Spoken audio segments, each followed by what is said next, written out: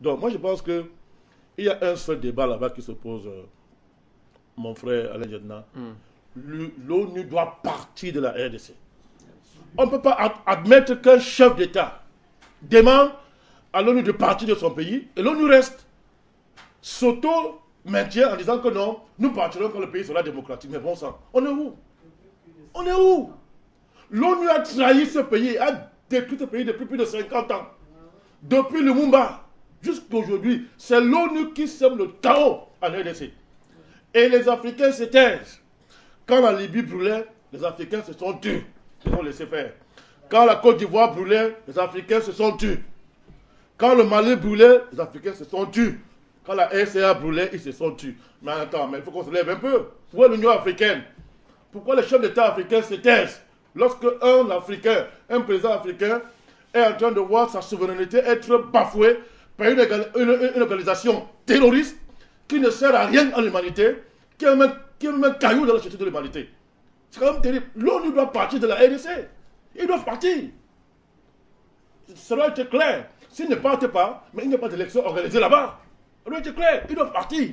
La condition pour qu'il y ait des élections en RDC, c'est le départ de l'ONU en RDC. Et le président Kabila est dans ses droits. Il faut chasser ces gens de la RDC. Et c'est un combat qui interpelle l'Union africaine.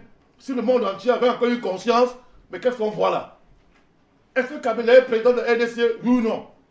Est-ce que la RDC est un pays souverain? Oui ou non? Est-ce que la base des Nations Unies, ce n'est pas la souveraineté des États qui sont membres? Mais on est où là? On est où?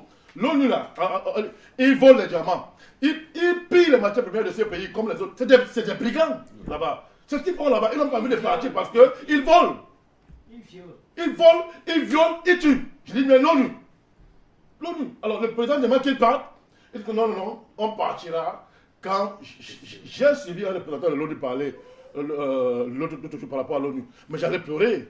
Mais ce monsieur, si vous pouvez l'attraper, je leur ai infligé une belle raclée, ce monsieur. Il dit que non, si on part, on va laisser le peuple à qui? C'est pas possible. Depuis quand l'ONU s'occupe du peuple congolais?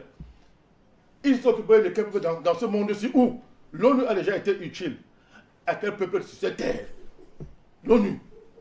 Donc vraiment, il faut que l'ONU s'en aille.